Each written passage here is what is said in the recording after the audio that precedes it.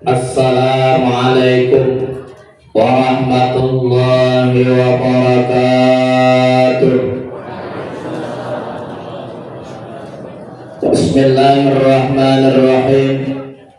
Alhamdulillahilladzi asra bi abdihi wa rasulihil mab'uthi rahmatan lil alamin. Minal masjidil harami ilal masjidil aqsa min ardi Palestin liyuriyahum min ayatina ibratan linnasi ajma'in. Ashhadu an la ilaha illallah wahdahu la syarika lahul qawiyyul matin wa ashhadu anna sayyidana Muhammadan abduhu wa rasuluhu shadiqul wa'dil amin.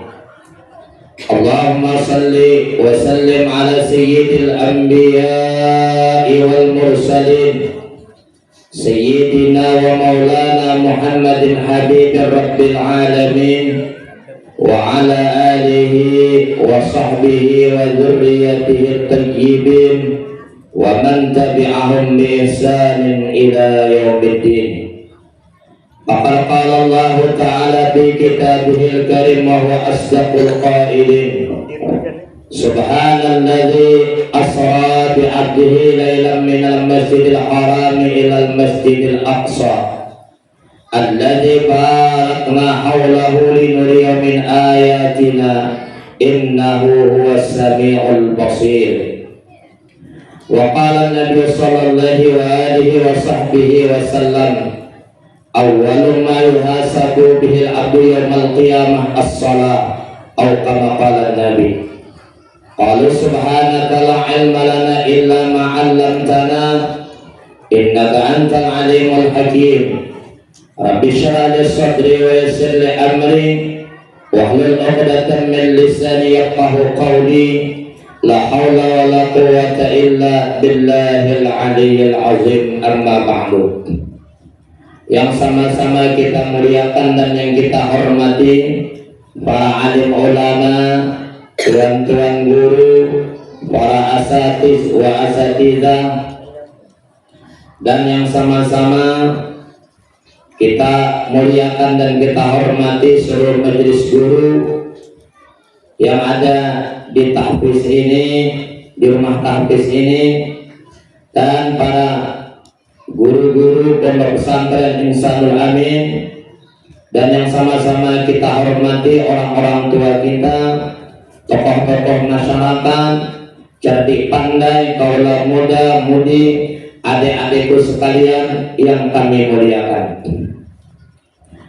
Alhamdulillah, sama-sama kita panjatkan puji syukur kita kehadirat Allah Subhanahu wa Ta'ala. Dengan limpahan rahmat, taufik dan hidayahnya, kita dapat kembali berkumpul di rumah tahfiz ini dalam rangka acara yaitu mengenang kembali, mengingat kembali peristiwa yang mulia, yang agung yang dialami oleh baginda kita Nabi besar Muhammad sallallahu alaihi wasallam, yaitu peristiwa Isra wal Mi'rajnya junjungan kita Nabi besar Muhammad sallallahu alaihi wasallam. Harapan kita kepada Allah Subhanahu wa Ta'ala, mudah-mudahan dengan adanya peringatan seperti ini menambah keimanan kita, menambah kecintaan kita kepada Allah dan kepada baginda kita Nabi besar Muhammad sallallahu alaihi wasallam. Salawat dan salam moga-moga selalu tercurahkan, terlimpahkan kearifan junjungan kita Nabi besar Muhammad sallallahu alaihi wasallam dengan ucapan Allahumma salli ala sayyidina Muhammad wa ala ali sayyidina Muhammad. Mudah-mudahan kita semua kelak nanti di yaumil qiyamah mendapatkan syafaat daripada junjungan kita Nabi besar Muhammad sallallahu alaihi wasallam. Amin Allahumma amin. Ketiga kalinya dengan pribadi tidak lupa mengucapkan ribuan terima kasih yang sedalam-dalamnya kepada panitia yang telah mempercayakan kepada diri pribadi ulun untuk mengisi salah satu acara yang diadakan di rumah tahfiz pada petang yang berbahagia ini. Sebelum dan sesudahnya, andai kata di dalam penyampaian ulun ada tersalah tersilap membuat saudara-saudari, bapak ibu hadirin sekalian tersinggung, sekali lagi ulun pribadi banyak-banyak minta maaf, minta tobat. Hadirin wal hadirat jamaah yang dimuliakan oleh Allah Subhanahu wa taala, mengawali perjumpaan kita pada petang yang berbahagia ini sebagaimana yang disebutkan oleh baginda Nabi Muhammad sallallahu alaihi wasallam dalam sebuah hadisnya, Rajabun syahrullah wa sya'banu syahri wa ramadhanu syahru ummati. Rajab adalah merupakan bulannya Allah Subhanahu wa taala, kata baginda Nabi Muhammad. Kenapa Nabi Muhammad mengatakan Rajab ini adalah bulannya Allah Subhanahu wa taala? Karena di dalam bulan Rajab ini banyak sekali kebaikan-kebaikan, rahmat-rahmat Allah, anugerah-anugerah Allah, kebaikan-kebaikan Allah berikan kepada umatnya Nabi Muhammad sallallahu alaihi wasallam. Terutama lagi pada bulan Rajab itu adalah bulan yang mana terjadinya peristiwa yang agung, yakni pada tanggal 27 Rajab pada malam Isnin, yaitu di Isra, di Mi'raj dan dimi'rajkannya junjungan kita Nabi besar Muhammad sallallahu alaihi wasallam. Nah, pada malam itu Abdalul Lail, malam yang paling abdal bagi baginda Nabi Muhammad adalah malam ketika Nabi diperjalankan di Isra dan dimi'rajkannya junjungan kita Nabi Muhammad sallallahu alaihi wasallam. Kenapa dikatakan pada malam itu malam yang paling abdal buat baginda Nabi Muhammad? Karena pada malam itulah Nabi Muhammad berjumpa dengan Allah Subhanahu wa ta'ala. Kalau untuk kita umat Nabi Muhammad, malam yang paling abdal ialah Lailatul Maulidiyah, malam kelahiran Nabi Muhammad sallallahu alaihi wasallam. Itu malam yang paling utama bagi umat Nabi Muhammad sallallahu alaihi wasallam. Kenapa dikatakan demikian? Karena andai kata Nabi Muhammad tidak dilahirkan, maka niscaya alam semesta ini tidak akan diciptakan oleh Allah Subhanahu wa ta'ala. Termasuklah kita-kita ini tidak akan diciptakan oleh Allah Subhanahu wa ta'ala. Dan di antara malam yang paling abdal lagi ialah malam Lailatul Qadar. Kenapa dikatakan malam Lailatul Qadar itu malam yang paling abdal? Karena malam Lailatul Qadar itu malam khairun min alfus syahr, malam yang lebih mulia dibanding daripada 1000 bulan. Karena malam itu malam ampunan Allah, malam itu dicurahkan kebaikan-kebaikan, rahmat Allah Subhanahu wa ta'ala. Nah, makanya bulan Rajab itu dikatakan bulannya Allah Subhanahu wa ta'ala. Dan Sya'ban, kata Nabi, adalah bulanku. Kenapa maka bulan Sya'ban itu dikatakan bulan Nabi? Karena di dalam bulan Sya'ban inilah turunnya ayat Ya ayyuhalladzina amanu sallu alaihi wa sallimu taslima. Turunnya ayat perintah tentang disuruhnya kita mengucap atau membaca salawat kepada baginda kita Nabi besar Muhammad sallallahu alaihi wasallam. Nah, oleh karenanya itu, karena kita berada di dalam bulan Sya'ban, maka perbanyaklah membaca salawat kepada baginda Nabi besar Muhammad sallallahu alaihi wasallam. Dan Ramadan itu adalah bulan umatku, kata Nabi Muhammad sallallahu alaihi wasallam. Karena di dalam bulan Ramadan itu kebaikan-kebaikan Allah, rahmat-rahmat Allah, ampunan-ampunan Allah untuk umat Nabi Muhammad sallallahu alaihi wasallam. Yang paling diharap lagi adalah 10 terakhir daripada bulan Ramadan. Kenapa? Karena di 10 terakhir itulah turunnya Lailatul Qadar. Kalau di dalam bulan Sya'ban adalah 10 pertengahan. Kenapa 10 pertengahan itu? Karena di pertengahan bulan Sya'ban itulah nisfu Sya'ban, malam yang paling mulia setelah Lailatul Qadar. Kalau di dalam bulan Rajab itu awal daripada malam bulan Rajab. Karena awal daripada bulan Rajab itu doa-doa akan dikabulkan oleh Allah Subhanahu wa ta'ala. Nah, pada tanggal 27 Rajab malam Isnin itulah peristiwa yang besar terjadi, yakni di Isra dan Mi'rajkannya junjungan kita Nabi besar Muhammad sallallahu alaihi wasallam. Sebelum Nabi di Isra dan Mi'rajkan, ketika itu Nabi sedang berbaring di samping Hijr Ismail di dekat Ka'bah. Nabi diapit oleh 2 orang laki-laki, yaitu Sayyidina Hamzah dan Sayyidina Ja'far. Sayyidina Hamzah adalah pamannya Nabi Muhammad SAW, dan Ja'far adalah sepupu sekali baginda kita Nabi Muhammad SAW. Apa pelajaran yang dapat kita ambil dari sini? Ini menggambarkan ketawaduannya Nabi Muhammad SAW. Beliau adalah orang yang paling mulia, Sayyidul Anbiya wal Mursalin, tapi beliau masih mau ngumpul-ngumpul beserta keluarga, sahabat, kerabat, masih mau duduk baring bersama. Padahal beliau adalah Sayyidul Anbiya wal Mursalin, orang yang paling mulia. Satu hikmah yang dapat kita ambil, kadang-kadang di masyarakat kita, di kehidupan kita di alam dunia ini, orang kadang-kadang ketika sudah mempunyai kedudukan, mempunyai tempat yang istimewa, sudah kadang-kadang lupa dengan sanak kerabat, pemilik, tetangganya. Nabi padahal Sayyidul Anbiya wal Mursalin, tapi beliau masih mau tidur bersama, duduk bersama. Ini satu pelajaran yang dapat kita ambil. Yang kedua, menandakan kedekatannya Nabi Muhammad kepada keluarga beliau. Kadang-kadang kita hidup di akhir zaman ini, sepupu sekali saja kadang-kadang tidak kenal lagi.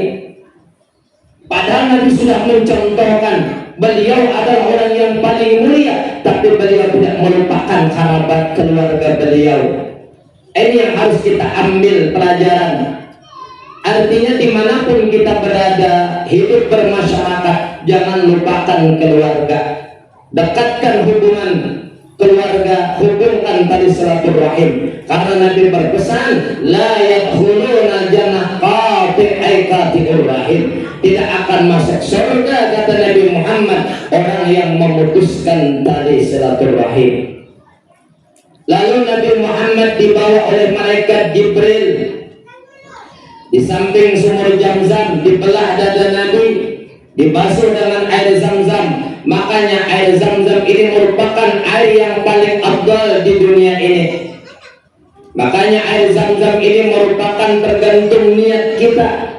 Kalau kita meminum, niat supaya hati diterangkan, macam-macam, tergantung apa yang kita niatkan ketika kita minum air Zamzam.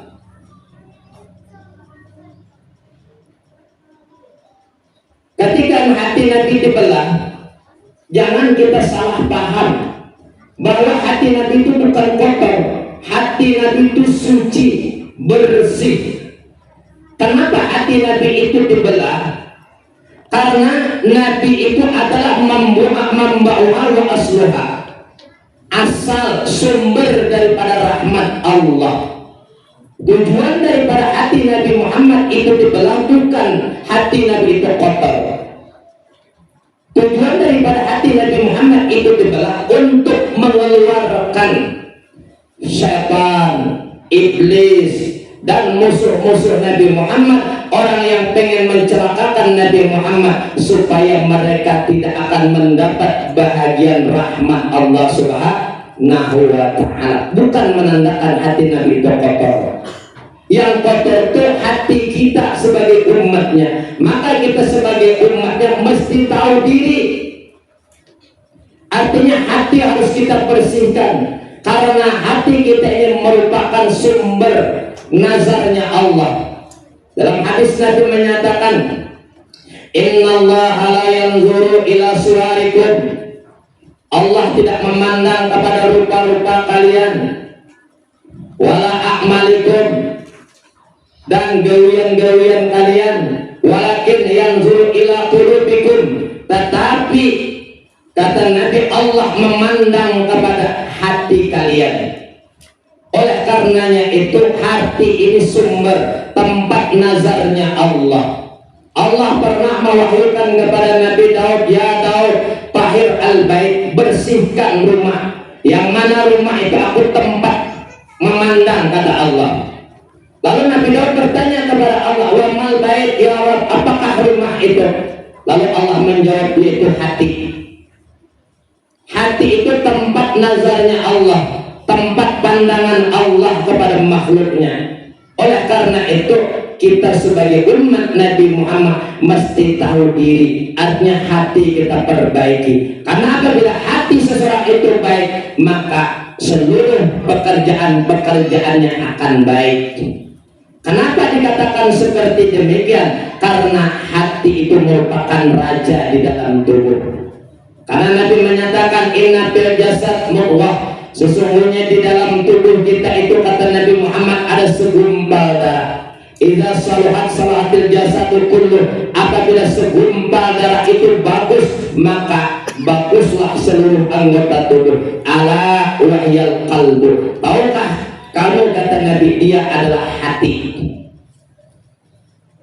Jadi apabila hati seseorang itu baik, maka yang keluar dari mulutnya baik, maka tangannya baik, lidahnya, tangannya, kakinya, matanya, telinganya, seluruh anggotanya akan menjadi baik. Tetapi apabila ada orang itu tangannya kada baik, bisa mengambil andil orang, batisnya bisa kada baik. Kenapa mencolok sandal orang nang hanyar? Boleh dari masjid sandal orang nang hanyar hilang. Boleh dari pengajian Isra wal Mi'raj, sibuk kawan cari sandal maka hanyar maka kafir. Nah, boleh hilang. Nah, menandakan hatinya kada bersih. Apabila hati itu kada bersih, maka muncullah anggota perbuatannya itu kada baik. Nah, jadi kita harus tahu diri sebagai umat Nabi Muhammad. Nah, jadi bukan ketika hati Nabi itu dibelah, dibasuh hati Nabi itu kotor, kada. Nah, hati Nabi itu bersih. Lalu diisi bermacam-macam. Nabi tadi dengan sifat-sifat mahmudah. Di antaranya diisi dengan ilmu, diisi dengan hilm, iman dan sebagainya, macam-macam sifat-sifat mahmudah. Ini pelajaran kepada kita sebagai umat Nabi Muhammad. Artinya kita harus mengaji, harus menuntut ilmu.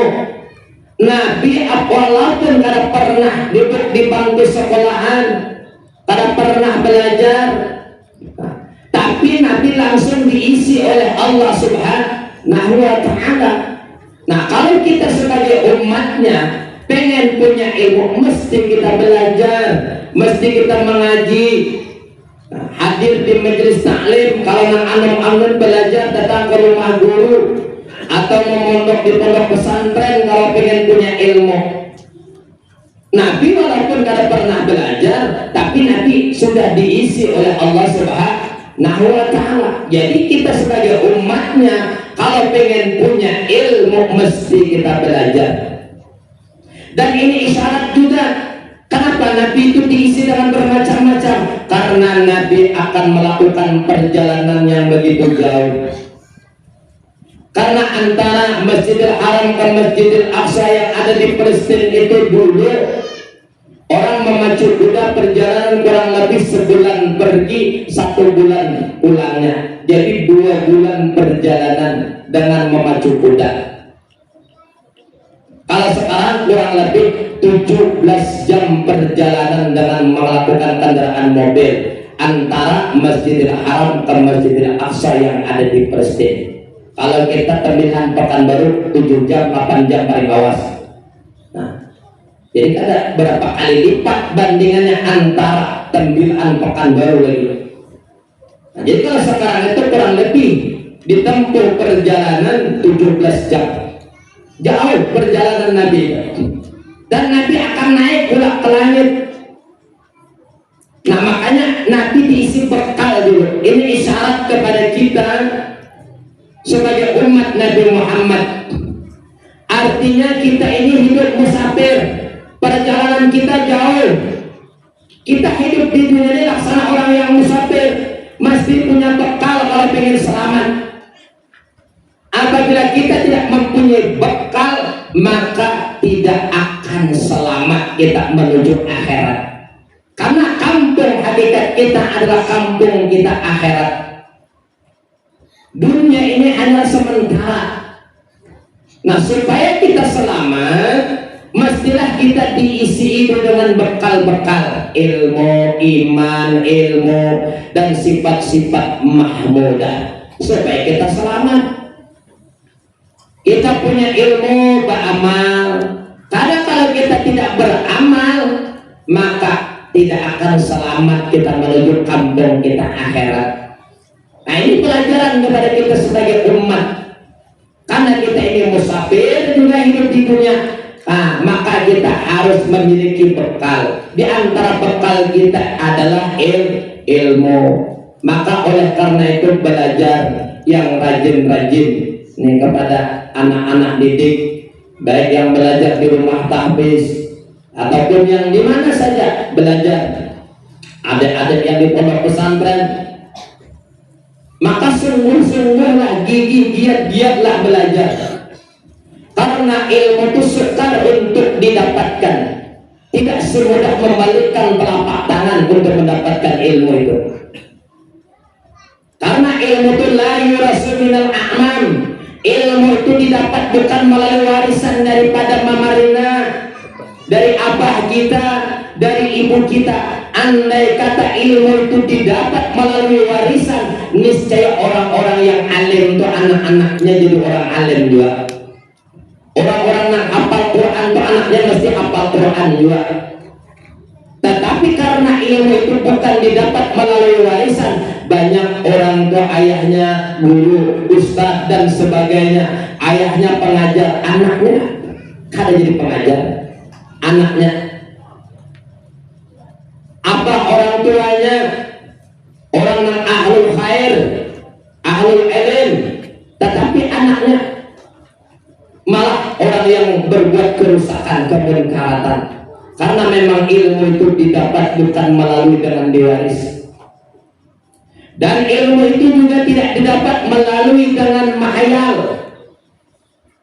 Andai kata ilmu itu didapat dengan melalui berhayal, maka nabil bariyati jahilun. Niscaya satu orang pun di permukaan bumi ini tidak ada yang tertinggal bodoh. Alim berataan, cukup dengan berangan-angan, beandai-andai saja alim lah. Kira-kira nih andai kata ilmu itu didapat, itu mungkin ibu ini berataan di ibu-ibu, aku hendak hafal Quran, hafal. Aku hendak bisa baca kitab, bisa. Kira-kira ada lagi nanggung di dunia ini, Pak? Ada lagi satu orang pun kada ada yang tertinggal bodoh, tidak ada. Tetapi ilmu itu bukan didapat melalui dengan mimpi, tidak didapat melalui dengan berangan-angan, berandai-andai, mahayal. Ilmu itu didapat melalui dengan belajar sungguh-sungguh. giat-giat, gigih-gigih, rajin-rajin. Itu pun tidak mutlak semuanya didapat. Orang itu belajar beradab bagus, itu paling-paling separuh daripada ilmu yang akan diberikan oleh Allah. Apalagi kalau belajar kepada beradab, kada berakhlak dan sebagainya, jauh akan diberikan oleh Allah Subhanahu wa ta'ala. Hadirin wal hadirat jamaah yang dimuliakan oleh Allah Subhanahu wa ta'ala. Lalu ditutup dada Nabi, lalu Nabi dibawa, diambilkan burak dari surga. Buraknya sebanyak 40.000. Nah, banyaknya di dalam surga itu. Lalu diambil satu oleh Jibril, dibawa ke dunia untuk membawa Nabi Muhammad SAW. Nah, mulai start perjalanannya minal Masjidil Haram ilal Masjidil Aqsa, daripada Masjidil Haram yang ada di kota Mekah, lalu sampai ke Masjidil Aqsa yang ada di Palestina. Ini isyarat pembelajaran kepada kita. Kenapa Nabi Muhammad itu perjalanannya minal masjid ilal masjid? Artinya kalau kita hidup di dunia ini, kalau pengen selamat, nah diantaranya adalah mulazamatul masajid. Artinya sering-seringlah kita melazimi masjid, duduk etikaf di masjid, ibadah di masjid, sering-seringlah hadir ke masjid. Terutama bagi kita laki-laki, yaitu melaksanakan salat berjamaah. Karena apabila seseorang itu mulazamatul mall, minal mall, dari mall ke mall aja hari-hari ini, minal pasar ilal pasar, perjalanannya nah sulit untuk selamat. Nah makanya kalau kita hendak selamat, nah di antara jalannya itu ialah sering-sering kita ke masjid, hadir dengan sholat berjamaah, hadir di majelis-majelis ilmu yang diadakan di masjid, beribadah, i'tikaf. Apalagi kita sudah dekat kedatangan bulan Ramadan, maka disunahkan kita i'tikaf di masjid, lebih-lebih lagi 10 terakhir daripada bulan Ramadan.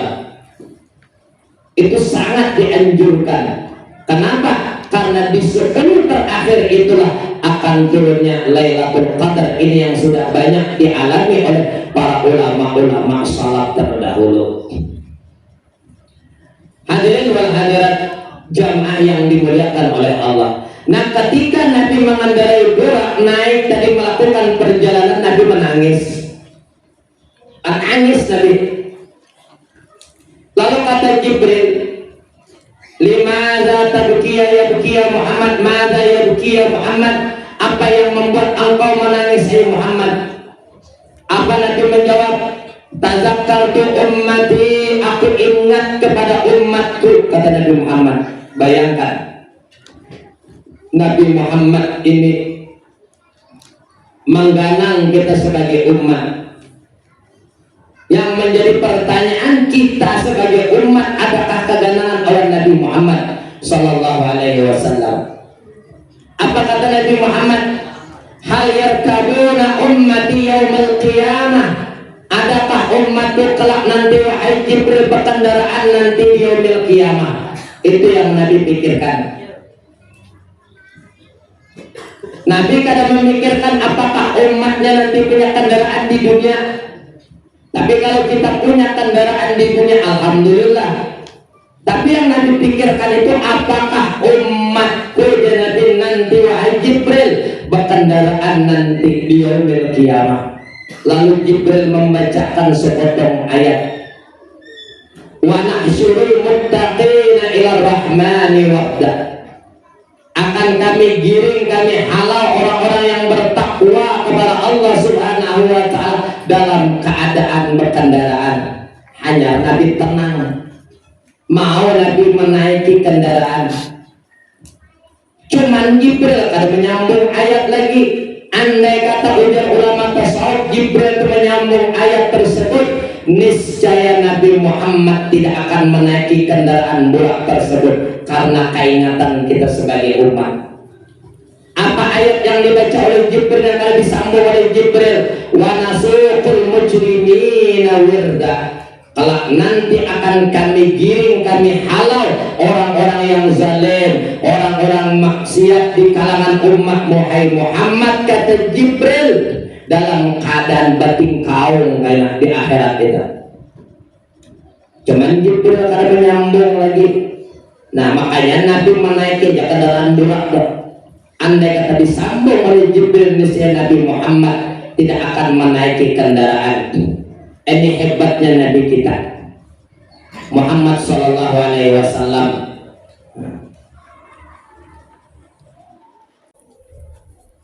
Kadang-kadang orang umat, jarang-jarang kita punya pemimpin. Kadang-kadang kita ini apabila sudah punya kedudukan dan sebagainya, dapat kenikmatan, lupa kita dengan orang yang di bawah.